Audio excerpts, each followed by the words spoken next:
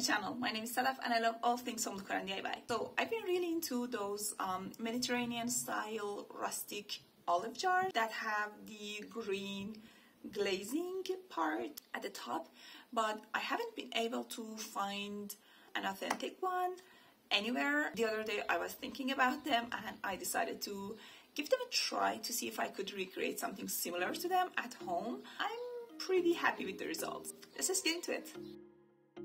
I started with this little terracotta vessel that I've had for years, and a while ago actually I decided to try a painting technique to give it a more aged look, which I wasn't really happy with and ended up not sealing it, and it worked out perfectly here because I was just able to sand off the paint. I mean, it did take a long time, but it wasn't as hard as I thought it was going to be. And then my plan was to sand the paint down completely, but when I got to this part I realized the vessel was already looking super aged, and well, not super but kind of aged, and I thought it would look really nice with the whole vintage olive jar look that I was going for. And then I started mixing my green paint. I started with some yellow, some blue, and some black acrylic paint. You can obviously use your own favorite green paint. I just like mixing my own. I ended up adding more yellow and a lot more black because I wanted a very dark and rich green color.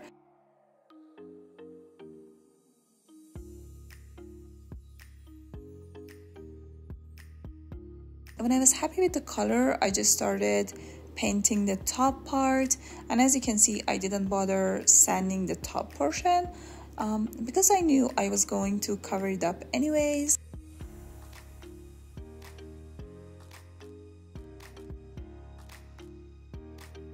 Honestly, the only thing that I paid attention to at this point was just trying not to make my line perfect and making it as random and as natural looking as possible.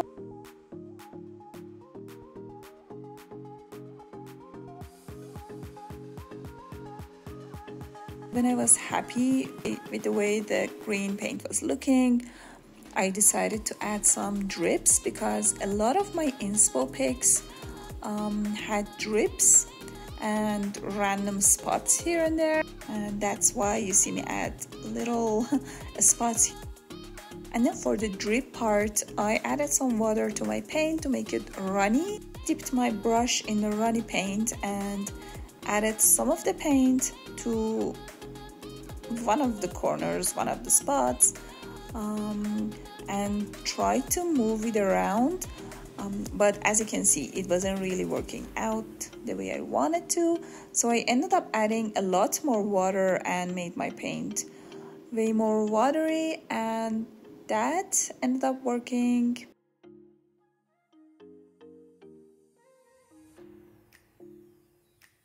I made sure not to overdo it. I just added a few on this side and then a couple more.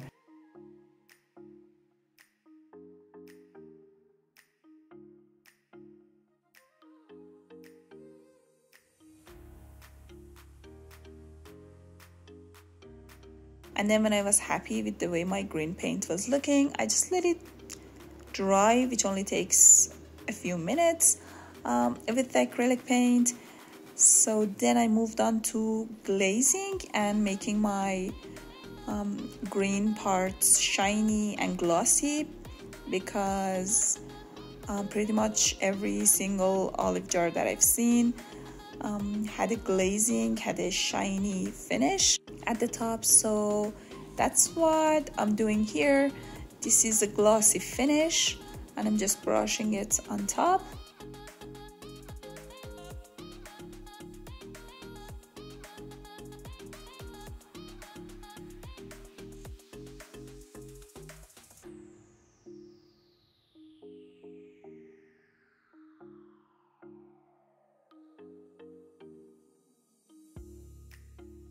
And that just completed my vintage looking olive jar.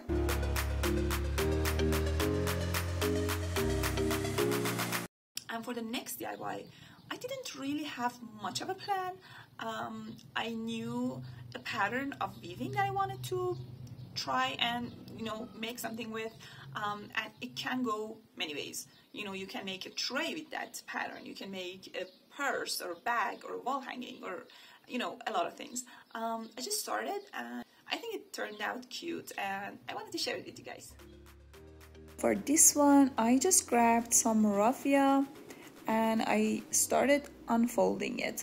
I've done this before on previous projects. That's because raffia is a thin material that's folded a couple of times, and depending on the project, sometimes I like to unfold it, and this gives me more raffia to work with, and you'll see in a minute what I mean. Then I grabbed a rope. This is a rope that's kind of on the firmer, more structured side. It's not super flimsy. I put my raffia on top of the rope and I just started wrapping it around the rope and covering my rope with the raffia. And as you can see, I'm going towards the tip. And when the tip was pretty much completely covered, I kind of just bent it and started wrapping the raffia around both ends, if that makes sense. And I made sure to leave the little gap, the little opening at the center. And then as you can see here, I'm covering the rest of the rope, bending it and making kind of like a spiral. Then I grabbed the tip of my raffia and fed it through that little opening at the center. Then I moved on and just kept on wrapping the raffia around my rope, covering the rope completely, making sure the raffia is overlapping. And that's why I decided to unfold the raffia, because you want to overlap. And if you have a thin piece of raffia, it's going to take a lot more raffia and a lot more time to cover the rope completely. But by unfolding it, it makes it easier, use less raffia, and it takes less time. So anyways, I just repeated the same thing a couple more times, and then you can see here I'm using a needle because it makes feeding the raffia way easier. And here I'm not pulling too hard, and I'm kind of leaving a gap, and then I just started wrapping my raffia around that little section to create the gap and just give my weaving some shape, if that makes sense. Covered some more of the rope, a couple of centimeters I would say is enough. Again, fed my raffia but didn't pull too hard, and as you can see here, I'm just wrapping it 2 to 3 times around the raffia itself to make that little gap, that little section be more prominent, I guess. And this is just to give it some design. You definitely don't have to do this.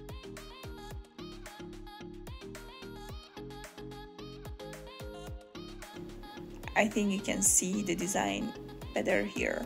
And when I was running out of my raffia, I would just add the new piece to the old piece, if that makes sense, and wrap them around the rope a couple times together. And you can obviously just use a little bit of hot glue, and that's gonna make it easier.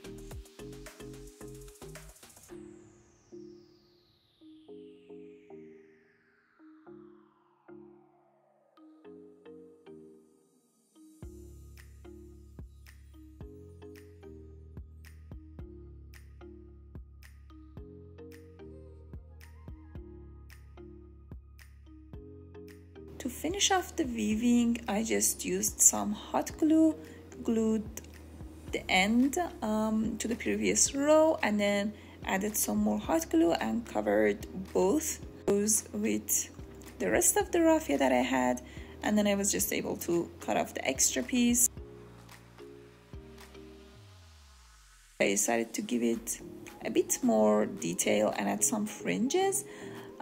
You can see here I was trying to use a white raffia that I had.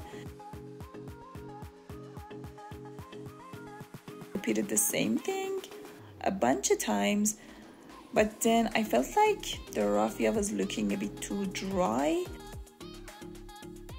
So I ended up removing them all and just repeated the same thing with macrame. And then I just brushed my macrame pieces and then cut them to make them perfect and round. And as you can see, my scissor was not sharp at all, but I just tried to make it look as nice as I could, and here's the end result. So I hope you enjoyed today's DIYs. If you did, please let me know down below which one was your favorite. Like this video, subscribe to the channel for more, and I hope to see you again. Bye!